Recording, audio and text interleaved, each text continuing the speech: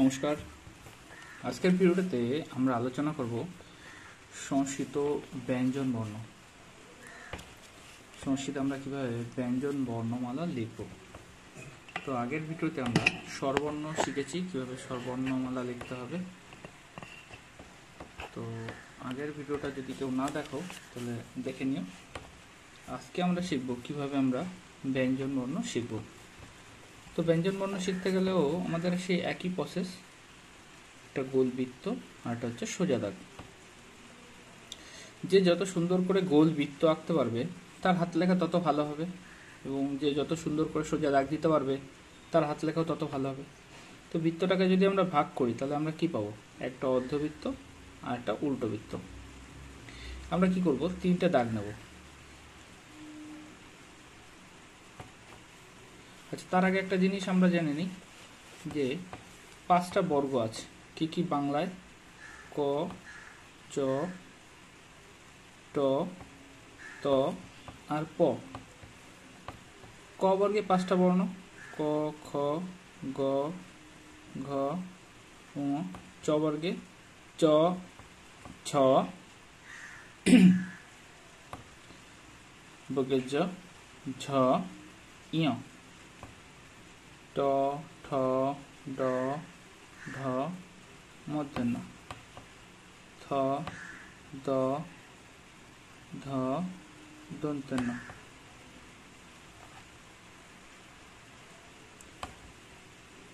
খ, ব, ভ, ম। আচ্ছা, মনে রাখার জন্য আমরা এখানে লিখব জ বড়ালার জায়গা লিখব হ, জ, ব, র, ল, যাতে আমরা সহজে মনে রাখতে পারি। আচ্ছা, তারপরে কি আছে?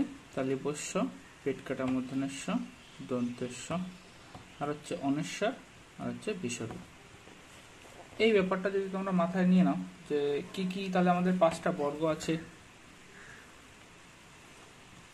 ক বর্গে 5টা বর্ণ: ক, খ, গ, ঘ, ম। চ বর্গে 5টা বর্ণ: চ, ছ, জ, ঝ, ইয়। ট বর্গে 5টা: ট, ঠ, ড, ঢ, মূর্ধন্য। ত বর্গে 5টা: ত, থ, দ, ধ, দন্ত্যন্য। প বর্গে 5টা: প, ফ, ব, ভ, ম।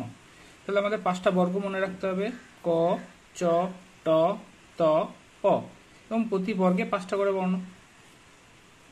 একটু মাথায় থাকার পরে আমরা হজ বরল কথাটা তো সবাই শুনি, হজ বরল। তাহলে হজ বরল আমাদের মনে রাখতে হবে। পরে কিভাবে আগে পরে হয় সেটা আমরা পরে শিখব, কিন্তু মনে রাখার পরে জন্য 5টা বর্গ: কচটা তাপা, হজ বরলা, শশস্য, অনেশ্বর, বিসর্গ।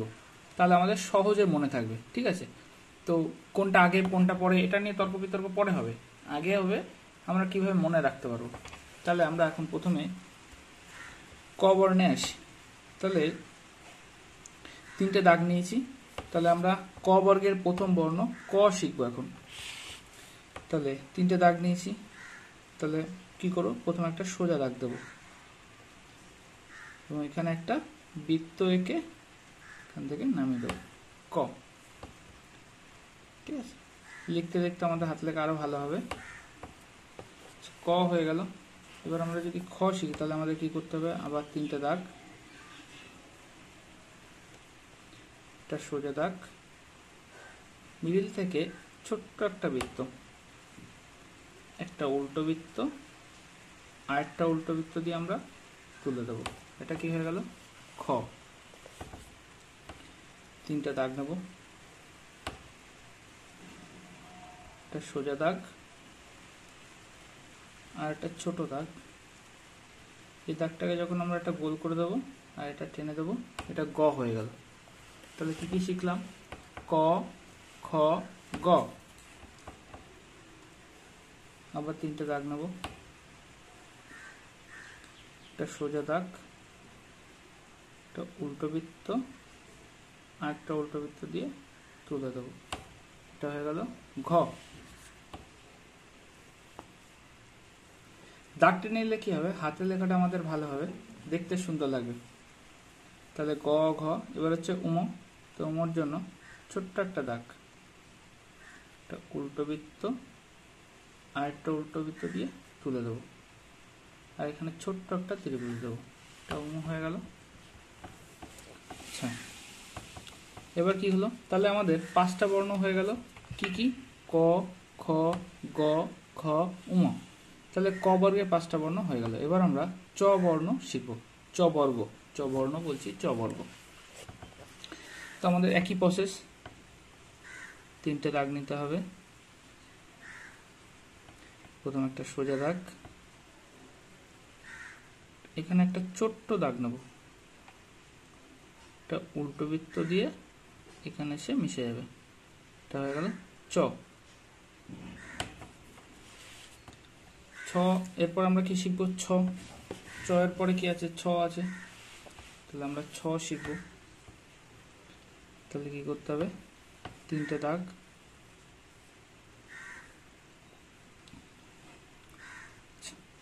একটা উল্টো বৃত্ত, আরেকটা উল্টো বৃত্ত দিয়ে তুলে দেবো, এখানে ছোট্ট একটা দাগ।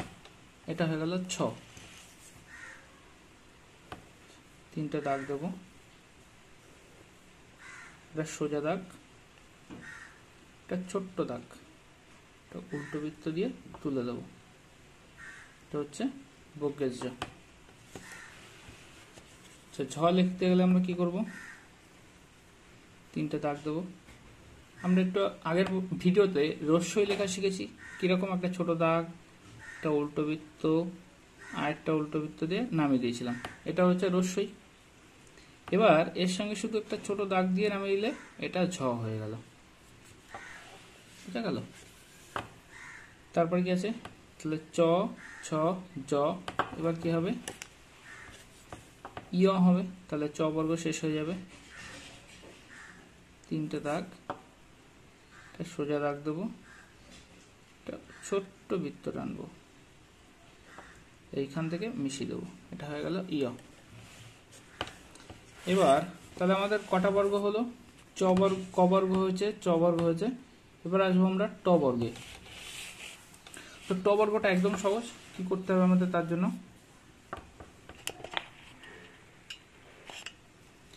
আমাদের করতে হবে যেটা,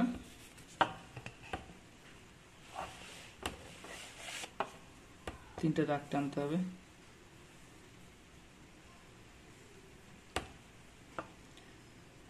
ছোট্ট দাগ দিতে হবে,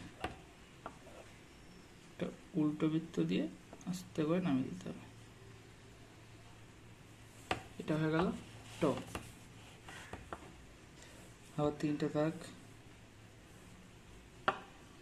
ছোট্ট দাগ, বৃত্ত গোল করে দিতে হবে।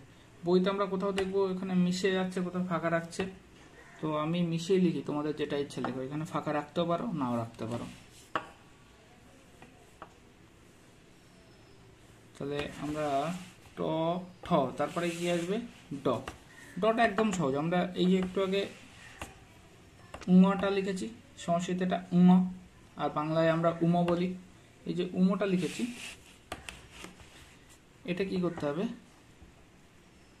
উমটা আমাদের দেখো একই রকম, শুধু ছোট্ট দাগ, একটা উল্টো বৃত্ত তুলে দিলাম। এখানে উমতে এখানে ত্রিভুজ হবে, আর ডতে এখানে ত্রিভুজ হবে না, এইটুকুই পার্থক্য, আর কিছুই না।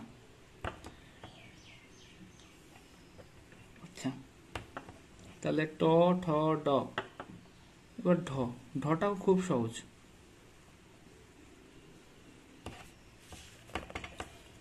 ঢটা কি করতে হবে?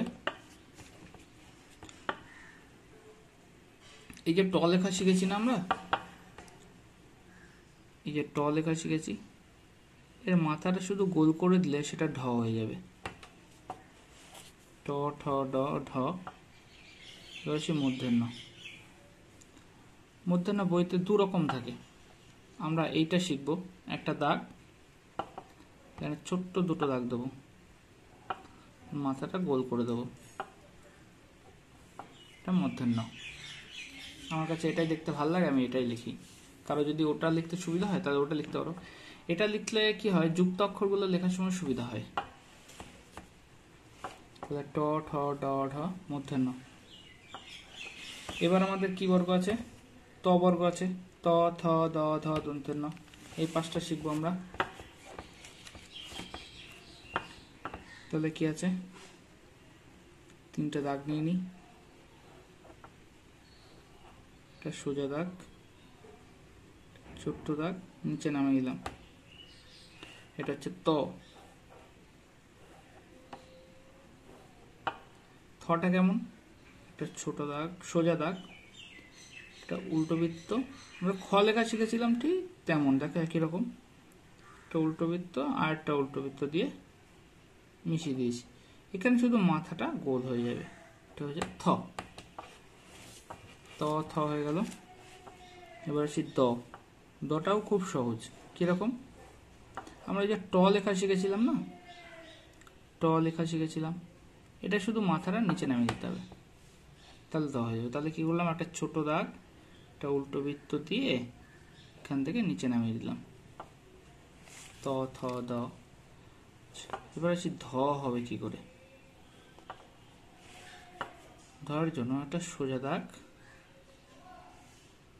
একটা উল্টো বৃত্ত আর একটা উল্টো বৃত্ত দিয়ে তুলে দেবো আমরা। একটু বড় হয়ে গেছে, মাথাটা গোল করে দেবো, তাহলে এটা ধ হয়ে যাবে। মানে সেই আমরা যে ঘ লেখাটা শিখেছিলাম, একটা দাও সোজা দাগ, একটা উল্টো বৃত্ত আর একটা উল্টো বৃত্ত তুলে দিলাম। যে ঘ লেখা শিখেছিলাম, ঘয়ে এখানে গোল দাগ হচ্ছিল না, আর ধয়ে এখানে কি হয়ে যাবে, এটা মাথাটা গোল হয়ে যাবে। ঠিক আছে, তাহলে একটার সঙ্গে আরেকটা কত সম্পর্ক রয়েছে, পরপর হয়ে যাচ্ছে। আচ্ছা, ত থ দ ধ। এবার আসি দন্তের না। দন্তের না শিখতে গেলে আমাদের কি করতে হবে, তাহলে সোজা দাগ,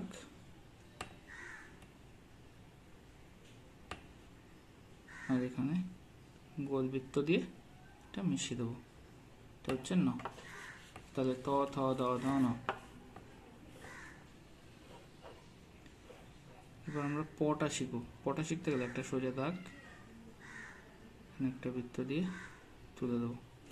তাহলে পয়ের ক্ষেত্রে আমরা কি করেছি, একটা দাগ দিয়েছি আর এখানে একটা দাগ দিয়ে শুধু গোল করে দিয়েছি, এটা হয়ে গেছে প। দেখো আমরা যখন পটা শিখে গেছি, তাহলে ফটাও খুব সহজ। প লিখতে পারলে ফ লেখা হয়ে যায়। কেমন? একটা দাগ দিয়েছি, আচ্ছা, একটা গোল বৃত্ত দিয়ে এখানে মিশিয়ে দিয়েছি, পয়ে শুধু মিশিয়ে দিয়েছিলাম, কিন্তু ফয়ে কয়ের মতো এটা নিচে নামাতে হবে, এইটুকু পার্থক্য। আশা করি বুঝতে পেরেছ। তাহলে ত থ দ ধ ন, প ফ। এরপর আসবো কি, ব।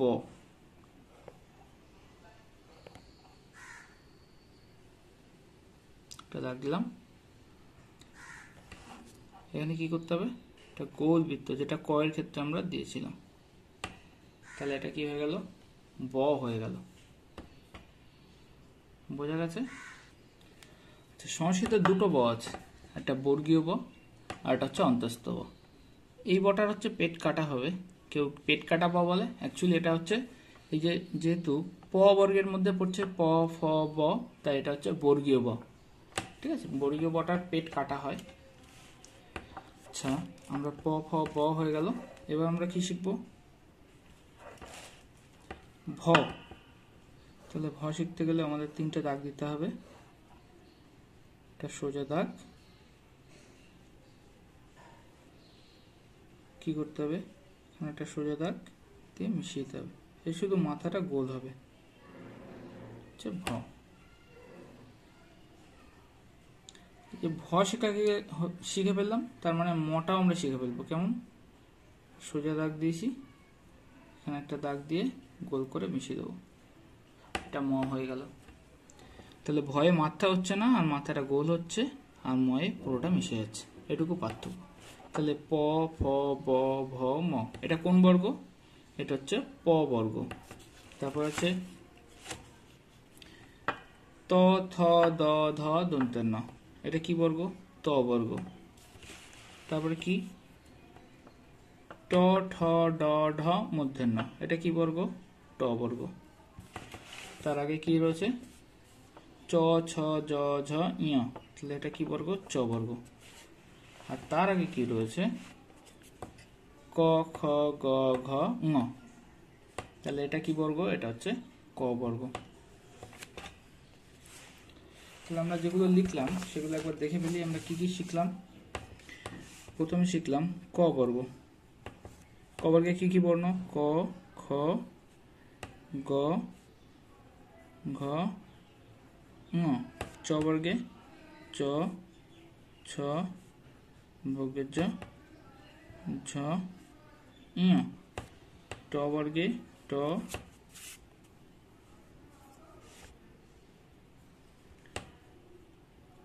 ঠ ড ঢ মূর্ধন্য, ত বর্গে ত থ দ ধ দন্ত্যন্য, প বর্গে প ফ ব ভ ম। এবার যে তিনটা আমরা যেটা শিখবো, আমরা জবরালা না শিখে আমরা বলছিলাম একসঙ্গে হজবরালা, বাংলা যেটা হ জ ব র ল, মানে আমাদের যাতে মনে থাকে সহজে।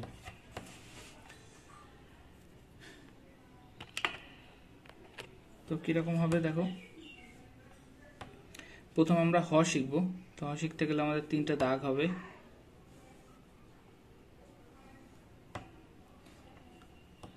তিনটে দাগ, একটা ছোট্ট দাগ, একটা উল্টো বৃত্ত, আর একটা উল্টো বৃত্ত নামিয়ে দাও, মাঝখান থেকে আরেকটা উল্টো বৃত্ত। তোমরা এইভাবে শিখতে পারো, একটা ছোট দাগ, একটা এস লিখবে, আর তার মাঝখান থেকে একটা সি। তাহলে কি করলাম, একটা ছোট দাগ, একটা এস, তার মাঝখানে একটা সি। তোমরা এইভাবে শিখতে পারো। আচ্ছা, তাহলে হ হয়ে গেল। এবার আমাদের কি আসবে, জ হয়ে যাবে। তো জটা কেমন হবে, একটা সোজা দাগ, একটা উল্টো বৃত্ত, আর একটা উল্টো বৃত্তে তুলে দিলাম, এটা হচ্ছে জ। তাহলে কি করেছি দেখো, একটা সোজা দাগ দিয়েছি, একটা উল্টো বৃত্ত আর একটা উল্টো বৃত্ত দিয়ে তুলে দিয়েছি, জ।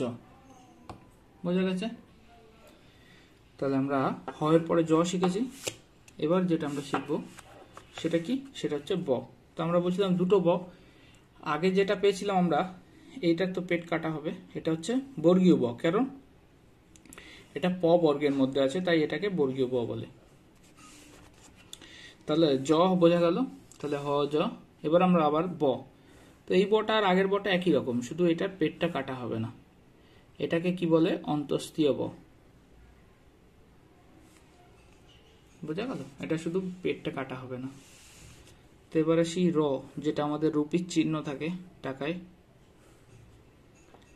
তো কি করব, খ যেভাবে আমরা লিখেছি না, একটা দাগ দিয়ে এখানে ছোট করে, যে খ লিখতে উল্টো বৃত্ত আর একটা বৃত্ত দিয়ে নামিয়ে দেবো, এটা হয়ে গেল র। আচ্ছা, তারপরে কি আছে আমাদের, র এর পরে ল আছে। এবার আমরা লটা শিখবো। লটা শিখতে গেলে একই রকম তিনটে দাগ। তো তোমরা যারা বর্ণমালা শিখছো তারা অবশ্যই তিনটে দাগ দিয়ে শিখবে, দেখবে হাতের লেখাটা খুব ভালো হয়েছে, এবং এটা প্র্যাকটিস করবে। এবং এটা প্র্যাকটিস করার পর আমাকে অবশ্যই কমেন্ট সেকশনে জানিও যে তোমাদের হাতের লেখা আগের থেকে ভালো হয়েছে কি না, আর আগে যারা লিখতে পারছিলে না তারা এখন লিখতে পারছো কি না। ভিডিওটা একটু বড় হয়ে যাচ্ছে জানি, কিন্তু এটা খুব ইনফরমেশনযুক্ত ভিডিও, কারণ হচ্ছে এইভাবে লিখতে পারলে লেখাটা সহজ হয়ে যাবে, হাতে লেখা ভালো হবে। সংস্কৃত বর্ণমালা পড়তে পারি না, লিখতে পারি না, ভয়টা দূর হয়ে যাবে। তাহলে ল লিখতে গেলে আমাদের একটা সোজা দাগ দিতে হবে, একটা উল্টো বৃত্ত আর একটা উল্টো বৃত্ত দিয়ে নামিয়ে দেবো। বোঝা গেল ল। আচ্ছা, তাহলে আমাদের হজবরালা হয়ে গেছে, মানে হজবরালা হয়ে গেছে, হ জ ব র ল হয়ে গেছে। এবার আছে তিনটে স, সেই তিনটে স সম্পর্কে আমরা শিখবো। এবার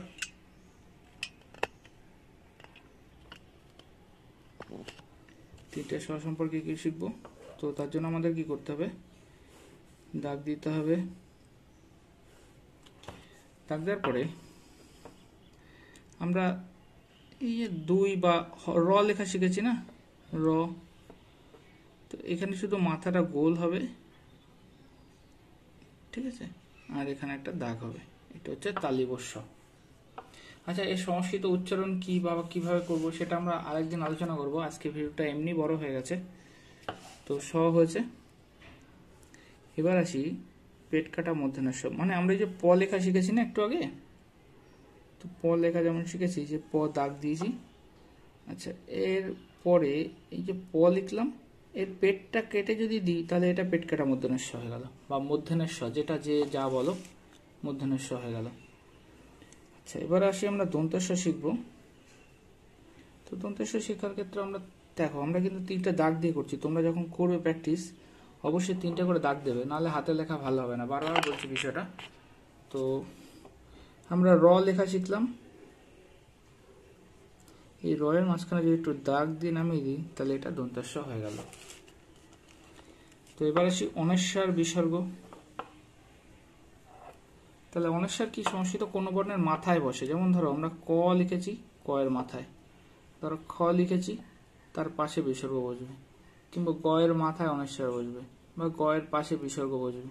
তো এরকম অনেশ্বর মাথায় ছোট গোল আর বিসর্গ পাশে দুটো ছোট গোল, এটা হচ্ছে অনেশ্বর আর বিসর্গ। আশা করি বুঝতে পেরেছো। তাহলে আমরা কি কি বর্ণ শিখলাম একবার দেখে নিই, এরপরে আমরা যুক্ত অক্ষর আর উচ্চারণের স্থান আর একটা ভিডিওতে শিখবো। এই ভিডিওটা এমনি বড় হয়ে গেছে, বড় ভিডিও পোস্ট করতে গেলেও সমস্যা। তাহলে আমরা কি কি শিখলাম, ক, খ, গ, ঘ, ঙ, চ, ছ, বর্গের জ, ঝ, ইয়, ট, ঠ, ড, ঢ, মূর্ধন্য, ত, থ, দ, ধ, দন্তন্য। আমি কিন্তু বাংলায় উচ্চারণ করছি, হ্যাঁ, বাংলা যেমন উচ্চারণ করি সেইভাবে উচ্চারণ করছি। আচ্ছা, প, হ, ব, ভ, ম। আর মনে রাখার জন্য আমরা এটা লিখছি, যেমন হ, চ, ব, র, ল। কিন্তু এটা ঠিকঠাক কিভাবে লেখে, এটা যদি আমরা, এটা তো মনে রাখার জন্য আমরা লিখেছি, হ্যাঁ, যদি মনে না রাখার জন্য এর পরবর্তী কি হয়, যা এখানে হয়, এটা তো পেট কাটা হবে, এটা হচ্ছে জ, র, ল, ব হয়, এইভাবে হয়। আর শেষে কি হয়, টালিবস্য, পেট কাটা মূর্ধন্যস্ব, দন্তেস্ব, আর হটা শেষে চলে আসে। ঠিক আছে, এটা আমরা মনে রাখার জন্য লিখেছি। আচ্ছা, আর পাশে তো অনেশ্বর বিসর্গ, মাথার পর অনেশ্বর বসে কোনো বর্ণের, ধরো ক এর পাশে অনেশ্বর দিয়ে দিলাম, ক এর পাশে বিসর্গ দিয়ে দিলাম।